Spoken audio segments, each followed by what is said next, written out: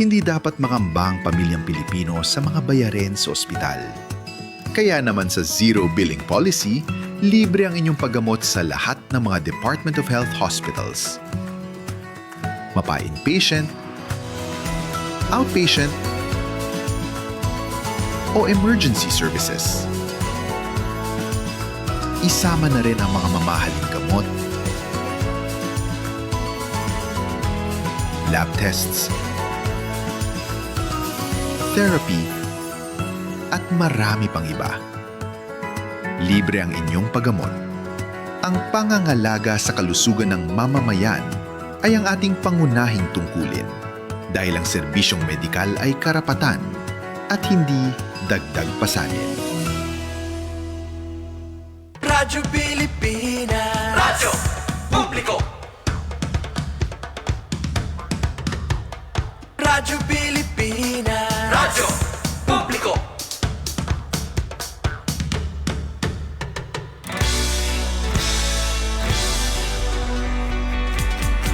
Mahalagang mga balita, napapanahong impormasyon. Kami ang inyong gabay pag may bagyo at sakuna. Serbisyo ng gobyerno kapag may nangangailangan. Mga proyekto ng Pangulo, damang-dama ang pagmamahal niya. Tulay ng mga hinaing, ang problema ng bayan ating lulutasin. Tulay sa himpapawid, tulay ng pagbabago. Radyo Pilipinas, Radyo Publiko. ng bagong Pilipinas. Radyo Publiko. Radyo Pilipinas, Radyo Publiko. ng bagong Pilipino. Mga proyekto ng Pangulo, damang-dama ang pagmamahal niya. Radyo Pilipinas, Radyo Publiko. ang boses ng Pangulo.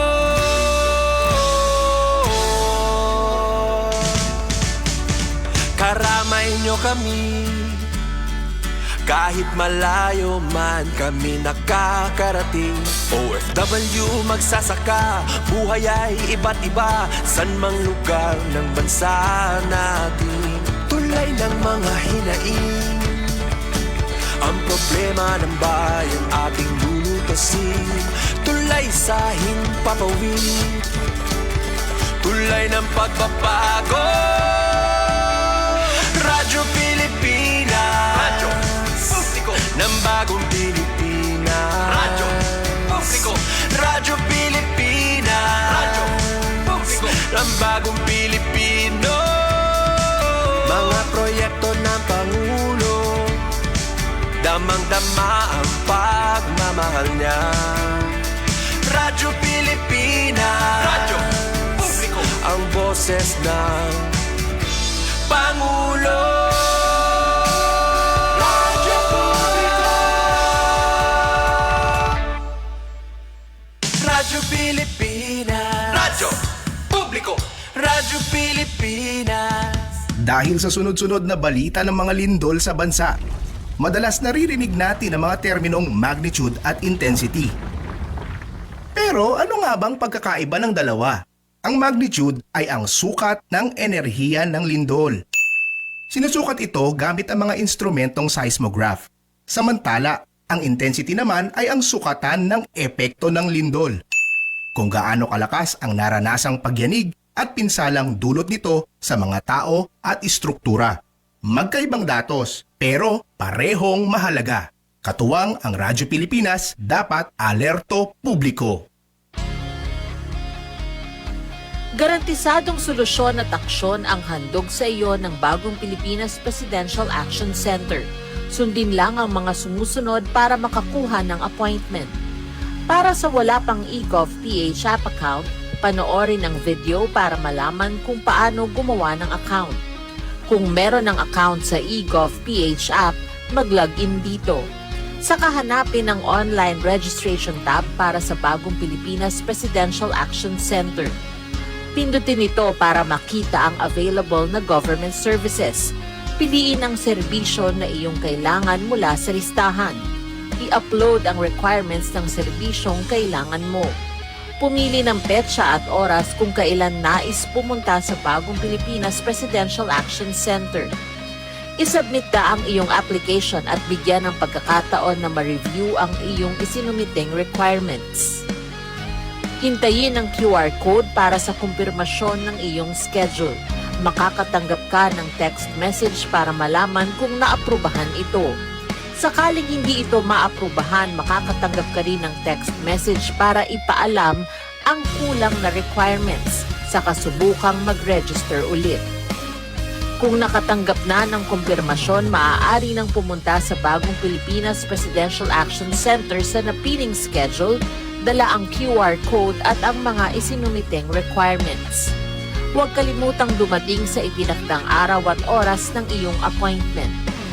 Pinapaalala rin na siguruhing may kumpirmadong schedule bago pumunta sa Bagong Pilipinas Presidential Action Center para maiwasang magpabalik-balik.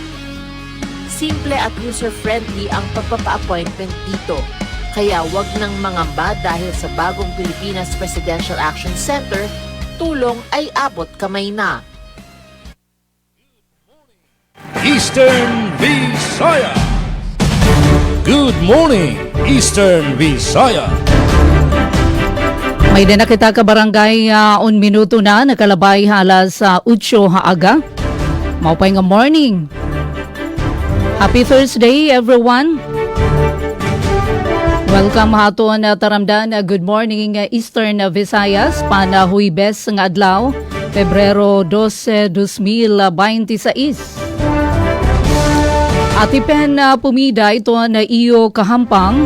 Kapag natin didi Master Control Engineer Alquina Baldonido. Pinagito na overall supervision ni Ate Ruth Rivera Abunda. Siyempre inuupdan kita hanato ng mga sister stations. San Radyo Pilipinas, Radyo Publiko Calbayog, Mapay nga aga Charmaine Perito Balves, RP Sogod, good morning Aljon Malot. Sugad man siyempre PIA Southern Leyte, Sir Bong Pidalino.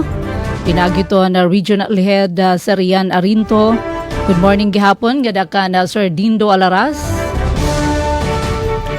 DYDC-FM na Visayas State University, Habaybay City. Glody Kayunda, maupay nga aga. Good morning hato na mga tiga pamati. Mga ka-livestream, good morning. Franz Navarrete Probe, good morning.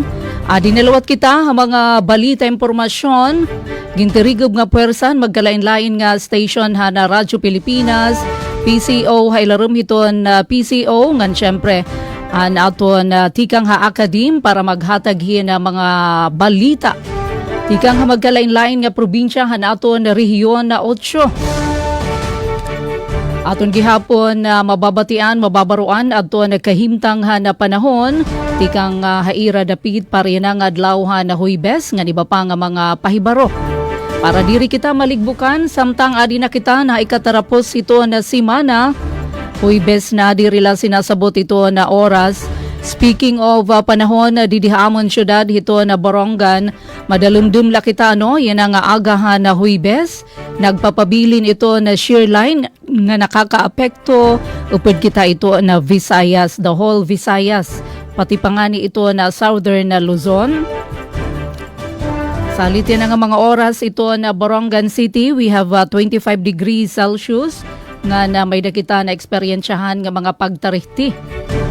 Anditali hiningan iba pa nga hulagway tikang haaton na syudad habugos nga probinsya uruunina. Samtang kadtuon ta naman ang aton na iba-iba nga mga kaugrupo diyan ang adlawhan na Huybes. Unahon ta ito na Radyo Pilipinas, Radyo Publiko Calbayog. With Charmaine Perito Balves, maupay nga aga Charmaine. Good morning Eastern Visayas. Morning, Eastern Visaya. Ayan, damang salamat, Ate Pen Pumida, ikang dida sa Radyo Pilipinas Borongan, and good morning sa imong mga kaupo dida ngan sa bugos nga pwersa sa pagpangunan ni SM Ruth Rivera Abunda. Good morning, Good morning, Charmaine. Liwat. Ayan, so good morning, Liwat, sa aton si Sister Station, tikang sa Radyo Pilipinas Sugod, pinagikan Kuya Aljon Malot. Yes, good morning, Kuya Aljon, ngan sa bugos nga pwersa. Mga kaupod ni Moldida sa Master Control sa pagpanguna ni SM Dindo Alaras sa Radyo Pilipinas Sugod. And yes, good morning sa aton kaupod sa Akadim, tikang sa VSU DYDC-FM, Sir Glody Kayunda. Yes, good morning, sir. And dinhi naman sa Radyo Pilipinas Kalbayog sa ngaran sa aton acting station manager Hinaro Novelon, ako ang iyong makakaupod Charmaine Perito Balvas. Ngan kaupod naton sa Master Control si Engineer Jovan Cardenas. Okay, so siyahan update sa pagtagapanahon dinhi sa syudad sang Kalbayog. So yes, Ate Pen, di kang pakagabi, kakulog pa nga duro-diretso ang pag-inuran nga amon eksperyensya dinhi sa syudad. So kutob pa ini, yan na ang kaagahon. Oo, yan na nga nga mga pangurasan, nakapahuway man gihapon. Oo, nag-break time, anay, ang pag-inuran. Pero madam po ganamang kalangitan, yan ang mga oras sa temperatura nga 26 degrees Celsius, pinakahamubo sa 24 degrees, pinakahitaas sa 29 degrees Celsius. So adi paghihapon ang posibilidad sa pag-uran, yan na nga adlaw. So diri gihapon kita malimot nga pagdarasan aton mga proteksyon, sugad sa payong, raincoat, kalo, nang maghirot linabi nga tungod sa diretso pag-uran madalunot ang mga kakalsadahan ngan maging alerto kita perme. Okay, so update naman sa pagtaga tubig Kalbayog Water Company Incorporated. So good news sa mga concessionaires, waray service advisory nga ginpalusad tikang sa Kalbayog Water Company. Okay, so diretso normal ang supply sa tubig, pero of course ano tungod sini nga aton na eksperyensya nga pag-inuran. Oo, iton nga magtirok na lalawat kita sin tubig para may kita magamit nga safe, malimpyo nga tubig kasi di ba kung nagiinuran, usually ito naglulubog ang tubig ng diri, pwede imnon. Oo. So magtirok na lang kita, in kaso man nga mawara ang supply sa tubig. Oo. And of course, ito nga ito nagtitirok nga tubig. Oo. Takpan na liwat para liwat natin malikyan nga ukyan ini sa mga dengue, paligyan lat naton ang pagkasakit.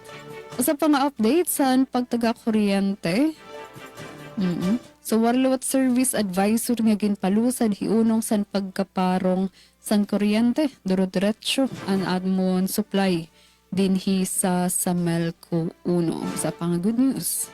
Ngan usa palot nga good news, ang LGU Kalbayog, okay, so sirain nag-update para sa mas hamis nga garbage collection. Pagka may ada schedule sa kada tagsa ang lugar sa Happy Valley area San Kalbayog. Okay, so pinaagi sini nga pag-update sa garbage collection schedule. Okay, so paplanuhan na ang bago nga ruta sa truck, mas klarado nga collection frequency ug magkamay ada sa mga designated pick-up points. So masangkayan ini nga pag-update sa garbage collection. Okay? So sa mga kalbagnon, linabi. So deadline ni nga trabaho sa gobyerno nga aside sa pag-kolekta, in trabahoon o responsibilidad luwat ini sa komunidad. Okay, So kita liwat in magdisiplina sa paglahabog sa aton mga basura dire nga iglabugla sa biskan diin, Okay, so usa pa nga update din higihapon sa Kalbayog. Okay, so ongoing and ginbubuhat nga training, natuloy ni kaadlaw nga training, gintikangan kasan Kulo, Pebrero 10, kutob iniya na Huwebes, Pebrero 12, on Basic Incident Command System, BICS. Ini sa pagpanguna sa Office of Civil Defense, kasubong o sa pag-organisar sa CDRRMO.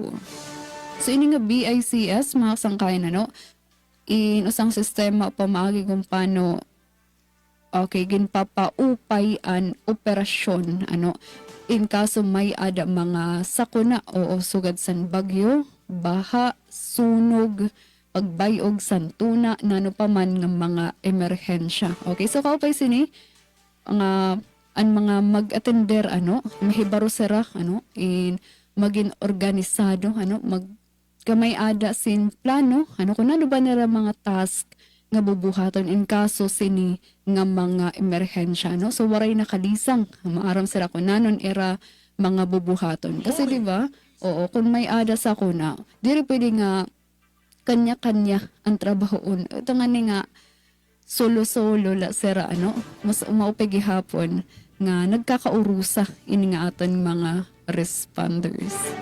Okay, para naman sa mga balita nga naandam dinhi sa Radyo Pilipinas Kalbayog.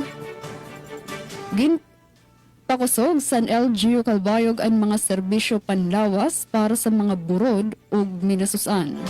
Probinsya sa Samar nag-aandam sa pag-abri sa NCCA Regional Cultural Center sa Eastern Visayas. Ngan probinsya sa Northern Samar makakabenepisyo sa national programs nga magpapadagmit sa pagtindog sa mga classrooms. Ini nga mga balita o iba pang sumat aton igsusunod sa second part sa natong programa Good Morning Eastern Visayas. Good morning, Eastern Visayas. Mga salamat, Charmaine.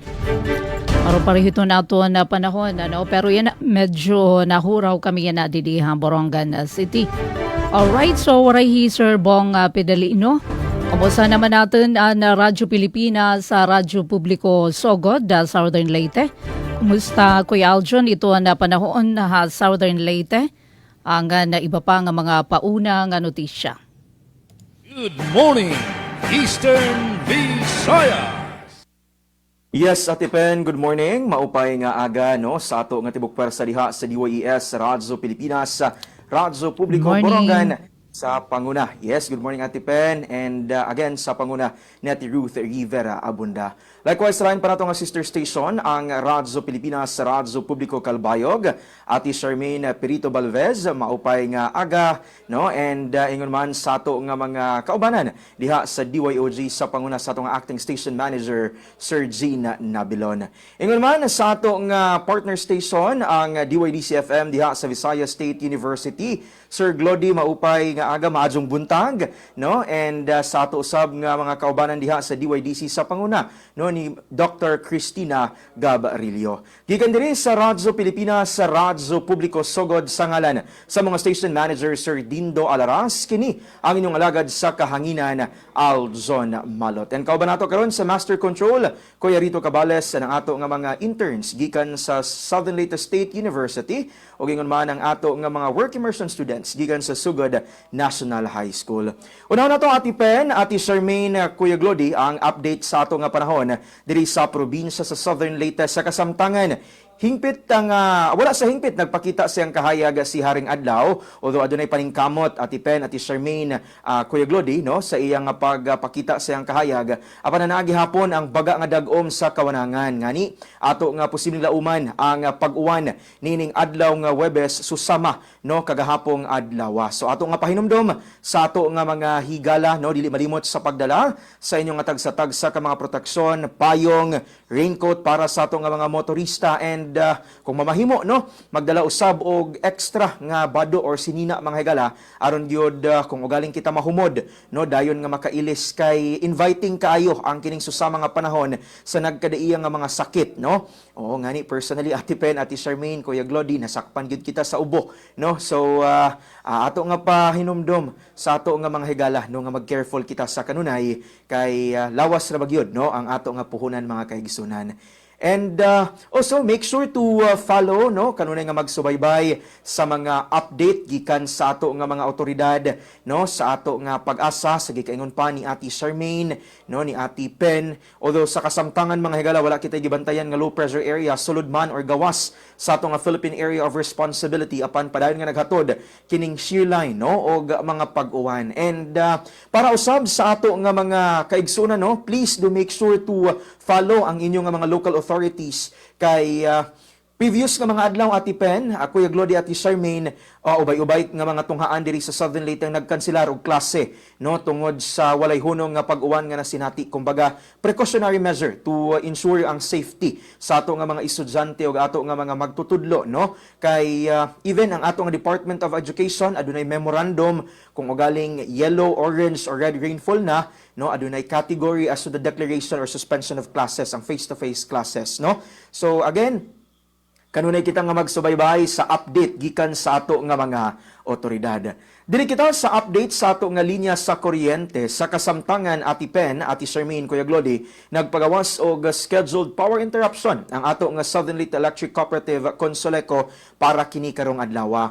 Lauman no, alas 9 sa buntag ngadto sa alas 12 sa udto masinati ang power interruption sa ato nga mga konsumidores no dihay portion sa poblasyon diha sa Malitbog. And same gihapon mga higala, alas 9 sa buntag pero medyo taas-taas kini, alas 5 sa hapon no apektado niini ang ato nga mga konsumidores diha sa Purok Manga sa Barangay Asuncion padulong na sa Purok Estrella sa Barangay Ibarra sa Dakbayan sa Maasin. Lain pa nga scheduled power interruption mga higala ato na lamang pong ipasabot in advance kay ug mga adlaw nga Biyernes no alas 9 sa buntag ngadto sa alas 5 sa hapon masinati ang temporaryo nga pagpawong sa linya sa kuryente sa ato nga mga konsumidores diha sa Nunok Norte to Pinaskuhan, to Hinapo Gamay og San Agustin diha sa Dakbayan sa Maasin no. So para sa mga apektado nga mga konsumidores mamahimo nga magpahigayon sa inyong mga kalihukan nga nag-require og kuryente prior to your scheduled nga power interruption. And of course, take note usab no aron dili gyud makalitan no dili matingala kung kalit nga mawala ang inyong nga linya sa kuryente. Dugang pa nato nga pasabot no gikan sa Southern Leyte State University kun SLSU, nagpasabot sila Ati Pen, Ati Charmaine, Kuya Glody nga ang pagpasa sa mga rekisitos, mga dokumento para sa admission mga higala para na usab kini sa bag-o nga semester no ang academic year 2026 to 2027 online application ang deadline mga higala karong Pebrero 20 no nining tuiga. So para ni atong buot malakip sa pamilya sa SLSU ang Bugtong State University no sa kinatibukan nga probinsya sa Southern Leyte mamahimo nga mo comply i-submit ang inyong mga rekisitos sa dili pa ang naasoy nga petsa. Alright, para sa uluhan sa mga balita nga nahikay sa tibok pwersa sa Radyo Pilipinas sa Radyo Publiko Sugod.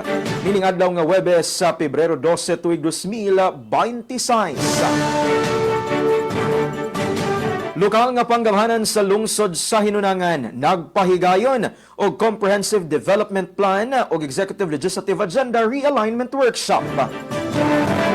Libuan na ka-residente sa St. Bernard, Southern Leyte nga apektado sa daotang panahon nakadawat og hinabang gikan sa gobyerno. Iniusab nga atangan na Junior First Aiders Program gilusad sa Red Cross Southern Leyte Chapter.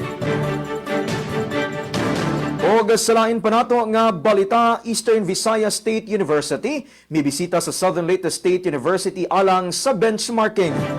Kana Ati Pen, Ati Charmaine, Kuya Glody ang inyong atangan kay samo nga pagbalik sa Radyo Pilipinas Sugod among ihatod ang kompletong detalye sa naasoy nga mga balita. Dinhi lamang gihapon sa programang Good morning, Eastern Visayas.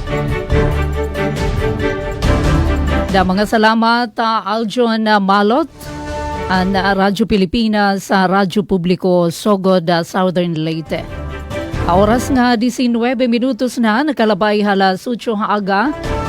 Ato na na-greet good morning Merly Hikomo, Pakito Sabungan. Mauran daw di dahira ha probinsya ito na Samar, France Navarrete Probe. Good morning. Ato naman kita ha DYDC FM ha Baybay City ha sa kubito na Visayas State University. Glory Kayunda, maupay nga aga. Good morning, Eastern Visayas. Morning, Eastern Visayas. Damo nga salamat, Ma'am Pen, og good morning, Eastern Visayas. Mayong buntag, Visayas State University, og mayong buntag, Metro Baybay. Og good morning diha sa atong partner stations sa Radyo Pilipinas Borongan. Morning. Yes, ma'am. Good morning. Kapinagi kang Ma'am Pen. And also sa Calbayog, Radyo Pilipinas sa Calbayog, kang Charmaine Perita Balvez. O diha sa Radyo Pilipinas, sugod sa Southern Leyte, kang Aljon Malot o sa PIA Eastern Visayas. Good morning usab sa mga naminaw karon sa bisan asang dapit din na abot atong pagsibya o sa mga nakaantabay sa atong tagsa-tagsa ka mga Facebook Live. Good morning, welcome ning atong programa ang Good Morning Eastern Visayas. Sa ngalan sa mong station manager nga si Dr. Cristina Gabrilio, radio engineer Sean Villa Gonzalo, kini si Glody Kayunda ug akong kauban si Micaela Gongora, ang maghatod kaninyo sa mga balita, update ug serbisyong publiko dinhi sa Baybay City, Leyte karong adlaw. Og update sa panahon na diri Ma'am Pen kang Miss Charmaine og kang Aljon. So nagpakita gyud ang adlaw diri sa dakbayan sa Baybay, though na ay higayon nga tabunan kini sa dagom apan mipakita gihapon ang adlaw. So pero dili gihapon kumpiyansaan mga higala no, kay 60% ang chances nga mag-uwan na gihapon. So tips, magdala og payong og raincoat kung mugawas mga higala. Bantayan ang lokal nga pag-asa bulletins para sa posibleng rainfall warnings o baha nga tungod gihapon sa shoreline no sa Visayas. Og update sa kuryente diri sa dakbayan sa Baybay so far sa miaging simana o hangtod karon nga simana no, wala gipagawas nga power interruption dinhi sa dakbayan sa Baybay. Og wala say nasinati nga unscheduled nga mga power interruption so sa kasamtangang panahon. So padayon gihapon ang pagmonitor sa buhatan sa Lieco alang sa mga posibleng apektadong lugar tungod sa pag-inulan no og kalit nga weather disturbances labi na sa naglabay nga pipila ka adlaw. Og sa water service update diri sa dakbayan sa Baybay, so wala gihapoy gipagawas nga water interruption diri sa dakbayan sa Baybay. Og sa pagpaningkamot sa Baybay City Water District, nagkandak sila og final inspection sa northern billeting schools para sa IVRA mga higala para pag-check gihapon sa water supply og flow nga ma-ensure ang readiness and smooth stay para sa mga aplikante o sa mga participants, I mean.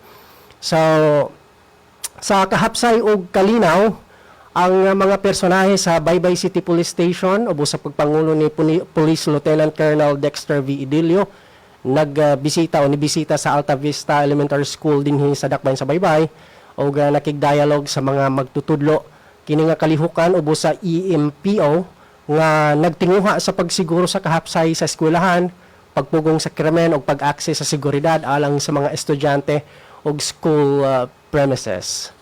O mao katuang update dinhi sa dakbayan sa Baybay ug alang sa mga balitang nakalap diri sa Baybay City, VSU nanguna sa Eastern Visayas sa pagpatuman sa Land Bank Government Purchase Card Program. O Baybay City Health Office nagpahigayon og dengue awareness session.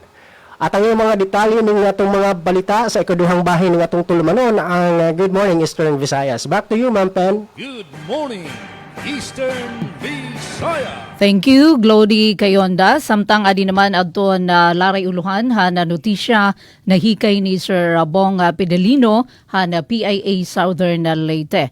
Provincial PSA pundok sa mga civil registrars ng hatag og mga live certificates sa mga kabataan. Samtang dinhi naman haton na dapit yan ang mga oras Madalumdum la iton ato na panahon usahay magtarihti umuranhin na tigda nga masulog epekto lagi hapon hito na shear line bugos kita nga Visayas apektado kita hini madampug la ito na ato na kalangitan samtang waray naman kami hiupod didahadto na pa heavy rainfall warning pero kanina pa inihan alas 5 aga waray pa man adton kanan alas 8 upod adton Biliran, Samar Province, sa Leyte pa yellow warning inihiya. Pero bisan pa man na makaka-experience lagi hapon na sugad nga kondisyon mauran-uran ito na Eastern Samar.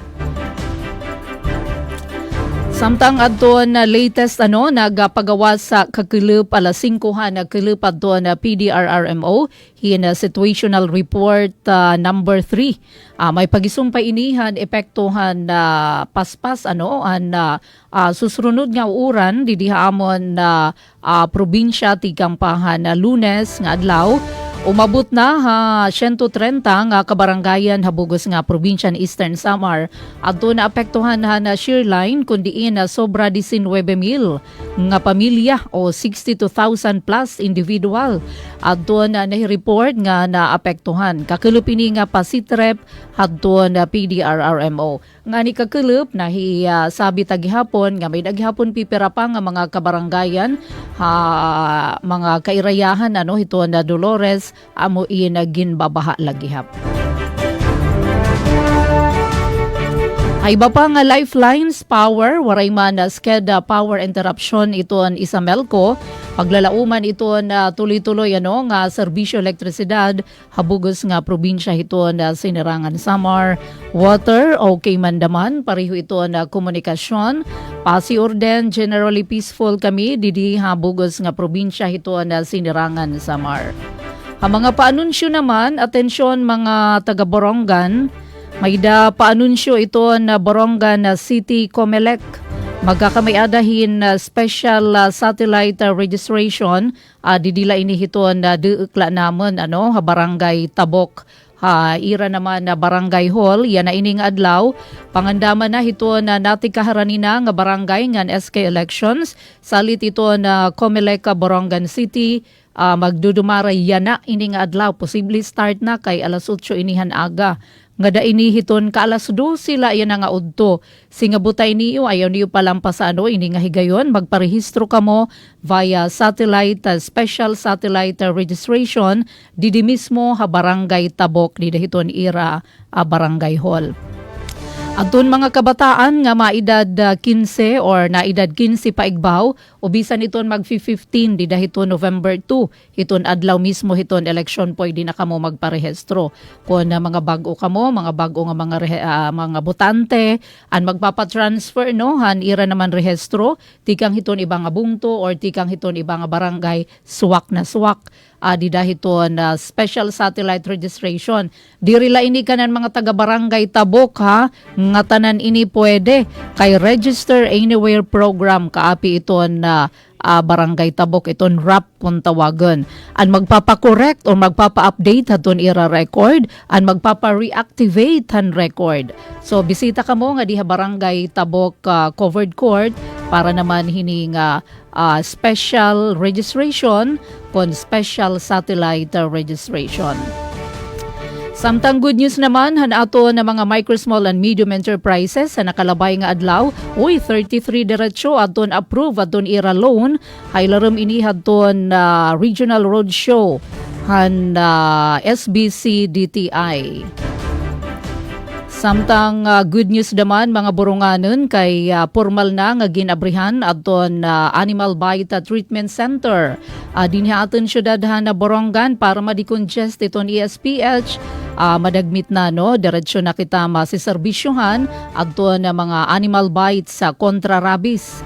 Dinihiton Borongan City Health Office sa Barangay Songko, Borongan. Pero hiton Tuesday pa, next week pa iton formal nga pag-open hiton serbisyo.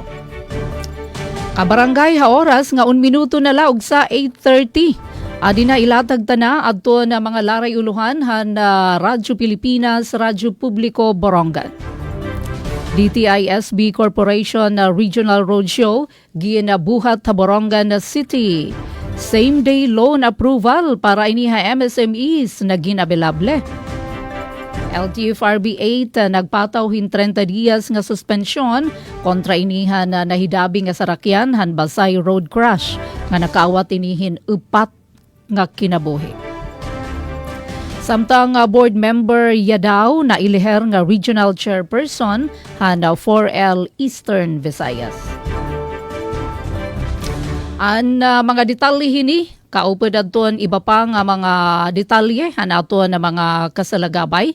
Aton ipapahat dinila ha aton taramdan ha second half hataramdan. Good morning, Eastern Visayas.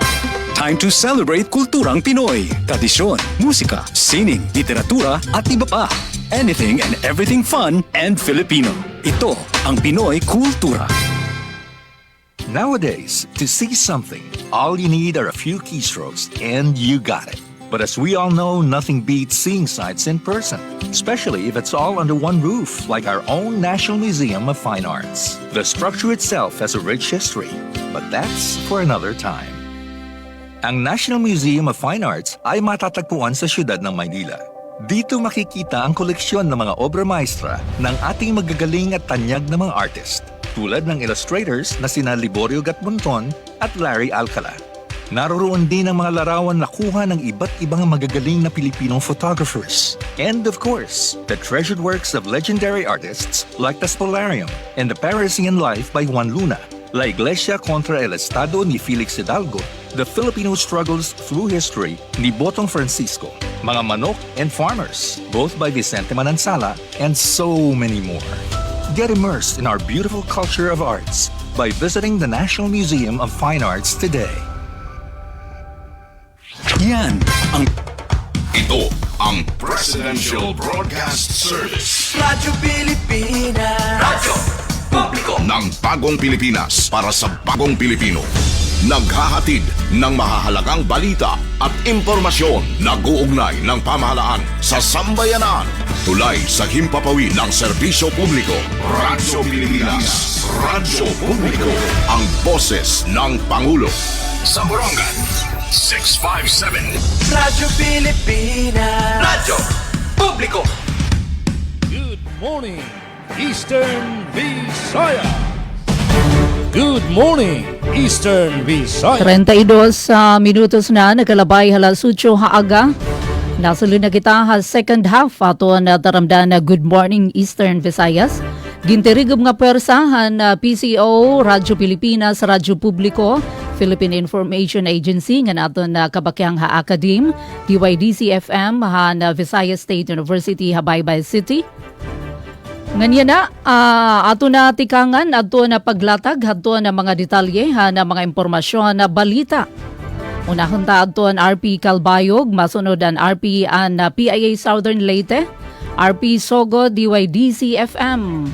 Maupay nga aga, mi Charmaine Pirito, Radyo Pilipinas, Radyo Publiko, Calbayog. Good morning, Eastern Visayas. Yan damang salamat at ipan pumidangan para sa detalye sa mga balita nga nahikay dinhi sa Radyo Pilipinas Calbayog, Siyahan.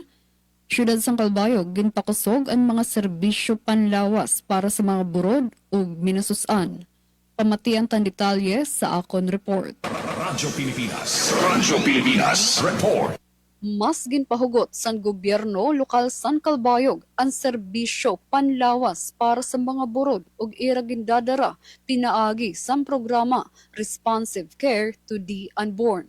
Ginbuhat ang stakeholders consultative meeting para magkatirirok ang mga health workers, social welfare officers ug development partners sa katuyuanan nga mapaupay ang maternal ug child health services sa syudad. Nauna sini ginlansar ang programa nga nakatutok sa luwas nga pagburod, tama nga nutrisyon ug temprano nga paghibaro san posible nga komplikasyon.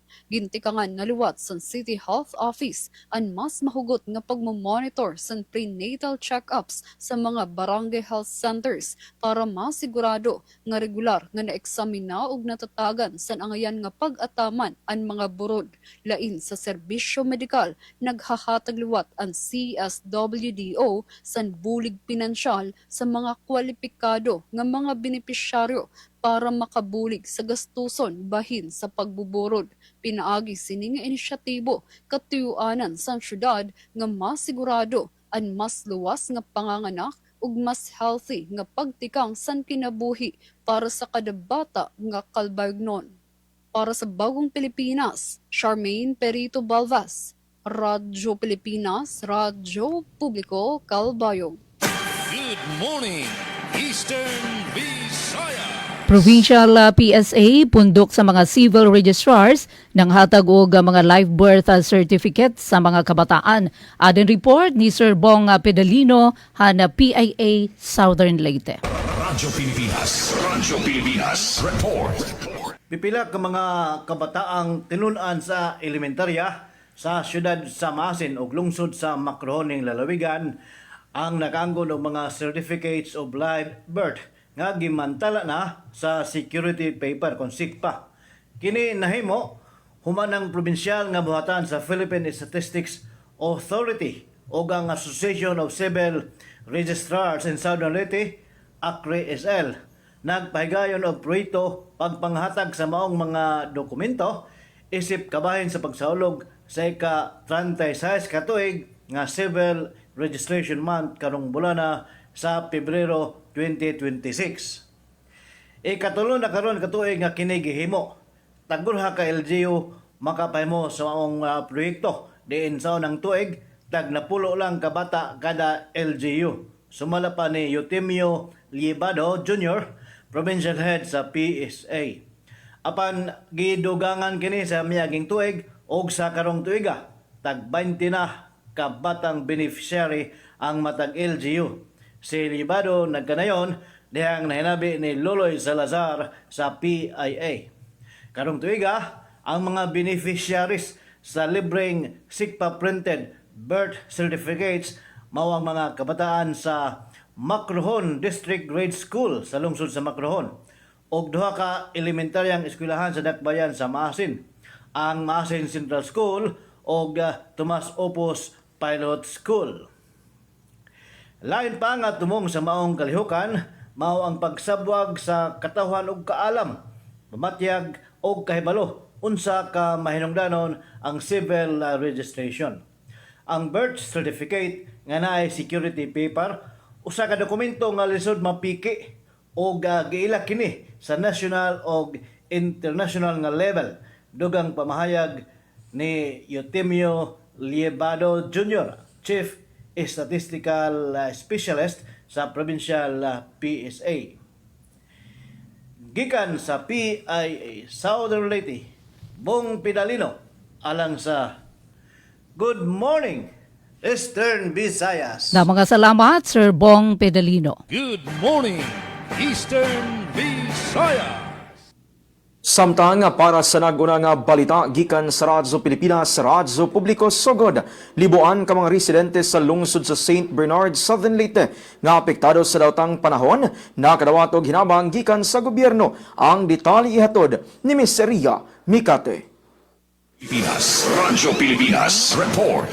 Nakadawat og hinabang gikan sa gobyerno ang libuan ka libulupyo sa lungsod sa St. Bernard, Southern Leyte nga grabing napektuhan sa nakalbay nga pagkusukoso sa bagyong Tino. Ato sa payout sa tulong panghanapbuhay sa ating disadvantaged place workers kontupad, anahan sa 1,329 ka benepisyaryo nga nakalista sa DSWD, isip nga totally damage ang households ang nakadawat og tabang pinansyal. Gipangunahan ang payout sa Dolly Southern Leyte ubos sa pakigtambayayong sa tupad coordinators ug sa lokal nga pagamhanan. Subay niini nang hinaot ang LGU nga ang maong assistance makatabang sa ginagmay nga paagi ngadto sa mga lumulupyo. Gipasapot usab sa buhatan nga ang gobyerno kanunay padayon sa pagpangita og mga paagi aron sa mas long-term nga solutions sa problema ilabi na sa mga mountain area. Balita gikan sa lungsod sa St. Bernard para sa Bagong Pilipinas, Ria Mikati, Radyo Pilipinas, Radyo Publiko. Daghang salamat sa imong report, Miss Ria Mikate. Good morning, Eastern Visayas. Adi naman adto na balita tikang DYDC-FM, Sir Glody Kayunda. Maupay nga aga.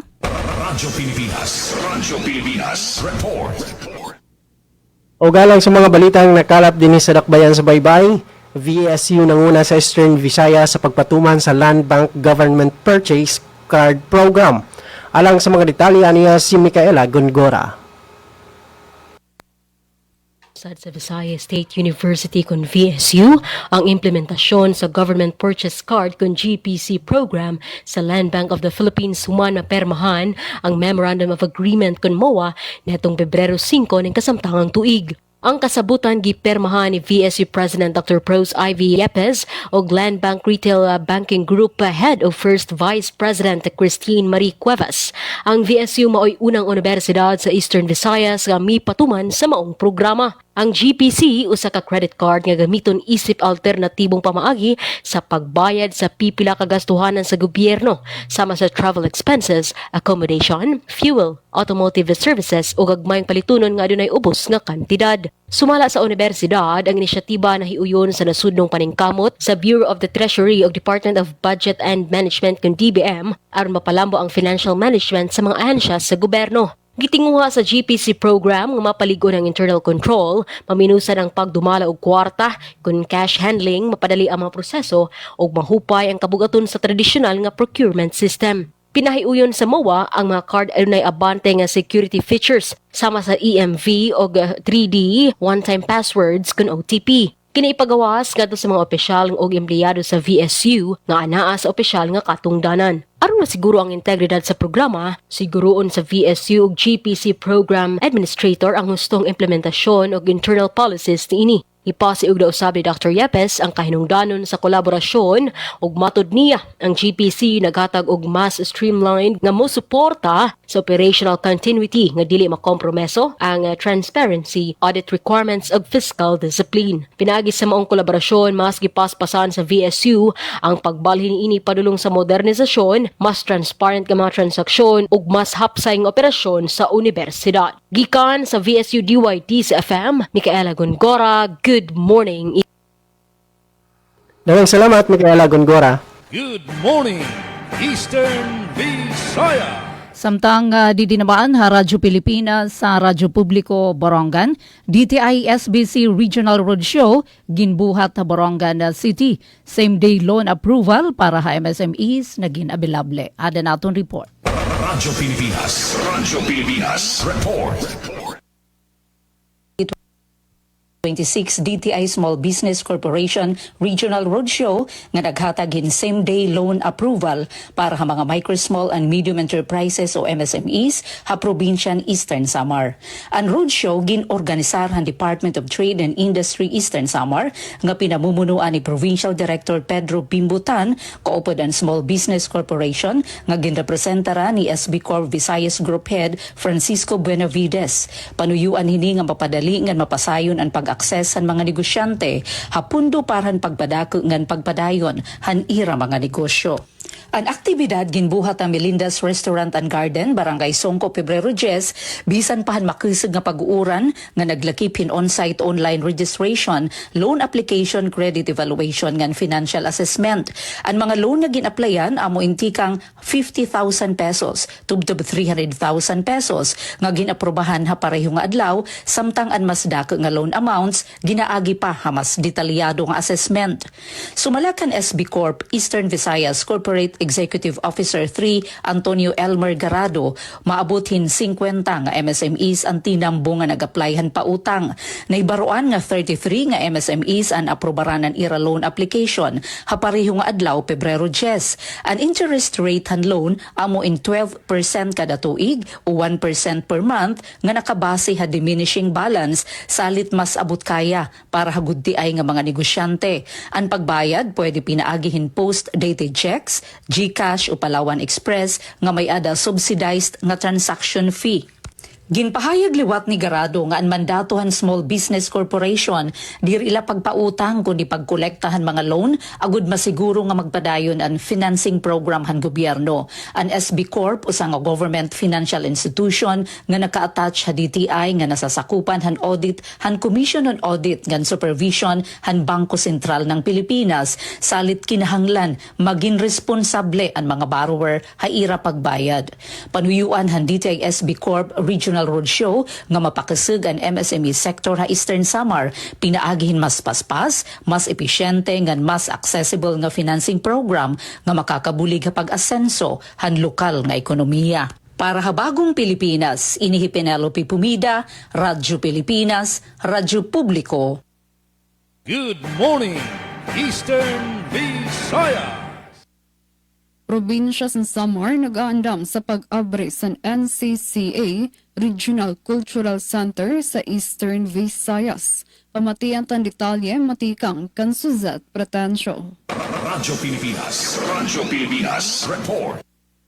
Bumisita sa Iloilo City ang gobyerno probensyal sa Samar para sa benchmarking activity kakulop sa Tauhay NCCA Cultural Center ng Regional Hub como kaparte sa pag-andam sa plano nga pag-abri sa NCCA Regional Cultural Center sa Eastern Visayas nga plano itindog sa probinsya sa Samar. Katuyuanan sa benchmarking nga adman ang mga epektibo nga modelo sa pangobyernuhan, pasilidad ngan pagpadalagan san usa nga regional nga sentro nga pankultura agud masiguro ang mahapsay nga implementasyon sa nasabi nga proyekto sa Samar. Ginlalauman nga ang proyekto magahatag sa mas hilawig nga oportunidad para sa mga lokal nga alagad sa sining and cultural workers ngan magsiserbe nga lugar para sa mga programa nga pan-edukasyon ngan pankultura nga mga aktibidad. Padayon ang pag-andam ngan koordinasyon agud matuman ang proyekto nga gintatalinguha nga magpapakusog sa cultural tourism ngan identity sa bug-os nga rehiyon Eastern Visayas. Para sa Bagong Pilipinas, Suzette Pretensyo, Radyo Pilipinas, Radyo Publiko, Kalbayog. Damang salamat sa namo report, Suzette Pretensyo. Good morning, Eastern Visayas. Aljon? Yes, samtang sa dugang pang balita gikan sa Radyo Pilipinas Sugod Junior First Aiders Program gilusad sa Red Cross Southern Leyte Chapter. Ang detalye ihatod ni Dalia Orit Atwil.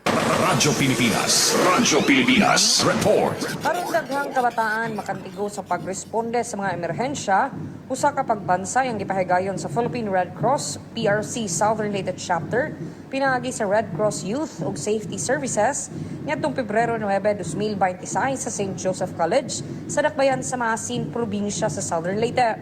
Ang maong pagbansay nagtumong sa paghatag og kahanas sa pagluwas sa kinabuhi, ilabi na sa pag-atubang sa mga emerhensya, sama sa pagkatuok, cardiac arrest o uban pa. Sa kinatibukan, 62 ka mga RCY volunteers ang aktibong miapil, dili lamang sa mga lecture, kundi usab sa practical ug simulation exercises, aron mas mapaligo ng ilang kahibalo sa first aid. Sumala sa PRC, pinagi sa mga inisyatiba, gipaligo ng mensahe nga safety matters, ug nga ang mga voluntaryo adunay dakong papel sa paghatag ug kausaban ug pagluwas sa kinabuhi sa komunidad. Balita gikan sa Philippine Red Cross Southern Leyte Chapter para sa Bagong Pilipinas, Dalia Abiara Orit, Radyo Pilipinas, Radyo Publiko. Daghang salamat sa report, Dalia Orit Atwil. Good morning, Eastern Visayas. Samtang sa lain pang balitang nahikay din sa dakbayan sa Baybay. Baybay City Health Office nagpahigayon og dengue awareness session. Alang sa mga detalye ng akong report. Radyo Pilipinas, report. Baybay City Health Office ug usa ka dengue awareness session alang sa mga grade 6 nga tinun-an sa Barangay Banahaw Elementary School ning Dakbayan isip kabahin sa paningkamot sa pagpaligon sa kahibalo sa komunidad batok sa dengue. Ang kalihukan gipangunahan sa mga grade 12 nga tinun-an pinaagi sa ilang SWAT project. Diin gihatagan og pagtutok ang mga rason sa pagkailap sa dengue. Ang sayong mga timailhan og sintomas niini, ang 5S nga estratehiya batok sa dengue ug ang adlaw-adlaw nga mga buhat nga makatabang sa pagwagtang sa puy-anan sa lamok. Isip dugang nga kalihukan, gihatagan og higayon ang mga tinun-an sa pag-apil sa usa ka praktikal nga aktibidad sa paghimo og eco-friendly nga bitik sa lamok gamit ang mga ginamit nga plastic nga botilya. Pinaagi niini nakat-on sila nga bisan ang yano og sayon nga makit-an nga mga materyales sa panimalay makatabang sa pagkunhod sa kadaghanon sa lamok ug sa pagpanalipod sa ilang mga pamilya batok sa dengue. Pinaagi sa maong inisyatiba, gilauman nga mas mapalalom pa ang kahibalo ug aktibong partisipasyon sa kabatanunan sa pagpanalipod sa kahimsog sa komunidad ug sa paglikay batok sa dengue. Gikan sa VSU DYDC-FM, Glody Kayunda, good morning. Na mga salamat, Glody Kayunda. Good morning, Eastern Visaya. Kadugangan nga suma testihanon LTFRB 8 nagpataw naman hina 30 diyas nga suspensyon kontrahan na hidabi nga sarakyan hana Basay Road crash nga nakaawat hina 4 katawo. Ang report ani ato na pamatian hiday si Bilizar. Radyo Pilipinas, report. Nagpagawa sin opisyal nga pahayag ang Land Transportation, Franchising and Regulatory Board kon LTFRB Region 8 may tungod na nahitabo nga disgrasya kalasada si Sugpuron, Barangay Balod, Basay Samar, didaton Pebrero 10 nga nakamatay hin 4 katao. Kasumpay hini ipinatuman ni Regional Director Gualberto N. Gualberto ang kumpiskasyon ng 30 diyas nga preventive suspension order hangatanan nga units nga adahi laromhan prangkisa na hidabi nga sarakyan. Ini nga pita din nagud masiguro ang talwas nga operasyon nga nagud matagan hinwadan investigasyon han ahensya. Kasumpay hinigin mamanduan liwat ang operator nga ipailarom ang nga tananira nga driver sa compulsory drug testing nga mandatory nga pagtambong han road safety seminar. Kinahanglan liwat nga ipresentar ang nga tanan nga sarakyan para han inspeksyon. Agud mapiho ang era roadworthiness o ang pagiging kwalipikado kondisyon han sarakyan para sa serbisyo publiko. Haluyo hinigin kumpirmar liwat ang LTFRB nga nakikipagsumpayan ng operator para han paghatag in bulig medikal ngan pinansyal ha mga nahibangan ha pamilyahan mga namatay. Ginsiguro naman ni Mrs. Elcato itikang han Passenger Accident Management and Insurance Agency kon PAMI nga prioridad nira ang madagmit nga pagproseso ang passenger insurance claims para han nga tanan nga biktima. Ini nga pita din subayhan direktiba ni Presidente Ferdinand Bongbong Marcos Jr. hapaggiya ni Department of Transportation Secretary Attorney Giovanni Lopez ngan LTFRB Chairperson Attorney Vigor Mendoza II para mas taluwas nga transportasyon habugos nga rehiyon. Para habagong Pilipinas, Daisy Lalosa Bilizar, Radyo Pilipinas, Radyo Publiko, Borongan. Da mga salamat, Daisy Bilizar. Good morning, Eastern Visaya.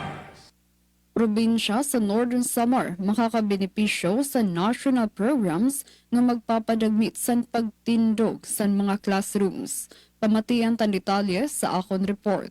Radyo Pilipinas, report. Balita sa Northern Samar.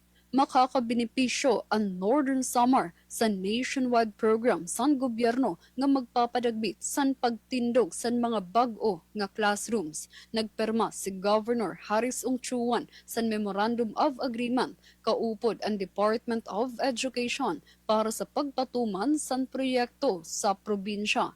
Parte ini san plano nga magtindog san porluminos 4,000 nga mga classroom sa bugos nga nasod gamit ang pondo tikang sa 2026 national budget. Sa ilarom san kasarabutan tutudlokon sa DepEd ang mga prioridad nga eskwelahan samtang makikipagborobligay ang mga lokal nga gobyerno sa konstruksyon ug maintenance san mga pasilidad. Katuyuanan san programa nga dagmit nga mabaton ang kakulangan sa mga classrooms ug matagan ang mga estudyante nga nortehanon san mas luwas ug mas maupay nga lugar sa pag-aram. Para sa Bagong Pilipinas, Charmaine Perito Balvas, Radyo Pilipinas, Radyo Publiko, Calbayog.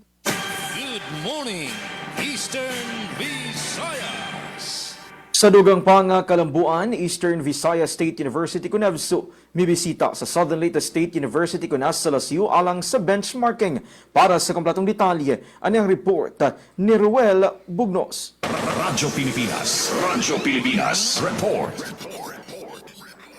Ang Eastern Visayas State University mipahigay ng benchmarking visit sa Southern Leyte State University baguhay pa lamang. Kiningalakang kabahin sa tingwa sa EBSU nga mapaligo ng ilang mga estratehiya alang sa pagpalambo sa universidad subay sa mga global standards sa pag-atiman sa kalikupan. Ang delegasyon sa EBSU gipanguluhan ni Dr. Annalyn Espanyo, ang Vice President for Students, Internationalization of External Affairs. Mainiton silang giabi-abi ni SLSU University President Dr. Jude Duarte sa usa ka courtesy call amoy nagsilbing formal nga pagsugod sa mga kalihukan. Ang mga pagbisita nakatutok sa pagkat-on sa mga best practices sa SLSU kalabot sa UI Green Metric World University Rankings. Ang SLSU na ila nga ehemplo sa rehiyon human kini makuha ang rank 1 sa Eastern Visayas, rank 6 sa Tibok Pilipinas ug rank 348 sa Tibok Kalibutan sa 2025 UI Green Metric Rankings. Atol sa benchmarking, gipresenta sa SLSU ang ilang mga framework sa pagdumala, infrastruktura nga eco-friendly ug kamayinungdanon sa partisipasyon sa komunidad aron nga makabot ang sustainability goals. Gawas sa diskusyon, bibisita usab ang delegasyon sa SLSU Tomas Opus Campus aron nga makita mismo ang mga pasilidad ug pamaagi nga gipatuman sa universidad nga nakatabang sa ilang taas nga ranking. Kini nga mga inisyatibo nagsuporta usab sa National University Resilience and Climate Action Framework sa EBSU. Ang mga nakatunan gikan sa SLSU gilauman nga mamahimong giyad sa EBSU sa ilang umaabot nga strategic planning alang sa mas lunhaw o lig-on nga universidad. Balita gikan sa EBSU ug sa SLSU para sa Bagong Pilipinas. Roel Bugnos, Radyo Pilipinas, Radyo Publiko. Daghang salamat sa mo report, Sir Roel Bugnos. Good morning, Eastern Visayas. Glody, oray na. Alright, so may dapakita ka barangay 5 minutos pagsa magalas 9. At balik kita nga diha Radyo Pilipinas sa Radyo Publiko Borongan na iliher hi board member Cristel Yadaw ha na Eastern Samar nga maging regional chairperson ha na Lady Local Registrators League of the Philippines ko na 4L para iniha Eastern Visayas. Durante ha na 4L Regional Assembly and election sa ginbuhat Habay Hotel, Hamandawi City, Cebu, tikang Pebrero 9 tubtob 11. Mas sa ginparigunpahan Eastern Samar na presensyahan panrehiyon nga organisasyon na mapili liwat hira board member Yvette Bandoy Gaylon nga na San Julian Sangguniang Bayan member Bernadette Asio kumo mga miyembro na 4L Eastern Visayas Board of Directors. Nagkatitirok ang mga lady legislators tikang magkalain-lain nga probinsya rehiyon para pumili hanira bag-o nga mga opisyal pinaagihin formal nga pagbutos. Formal naman ay ginhatag ni Eastern Samar Vice Governor Maricar Sison Gutisan ang pamumuno kan board member Yadaw nga nagsisimbolo hantuhay nga pagbalhin ngan padayon nga pagpadalagan han liderato nga pinangungunahan hana kababayin-an ha Eastern Visayas. Nagpasalamat hi board member Yadaw han pagtapon niya ginhatag ha iya haniyang mga igkasi magbabalaod nga nagsaad nga padayon nagpapatuman ang kolaborasyon inklusibo ngan gender responsive nga mga programa halukal nga pagdumara habugos nga rehiyon. Good morning, Eastern Visayas. Good morning. Sa ton oras nga 3 minutos na lang nagpapabilin antis mag alas 9 sa aga. Bueno, Ati Pen, Kuya Aljon, Kuya Glody, dinhin na nagtatapos ang partisipasyon sa Radyo Pilipinas Kalbayog. Sa ngaran sa naton acting station manager, Hinaron Havilon, ako ang nakaupod Charmaine Perito Balvas, na nakaupod naton sa Master Control si Engineer Jovan Cardenas. Damang salamat and good morning, Eastern Visayas.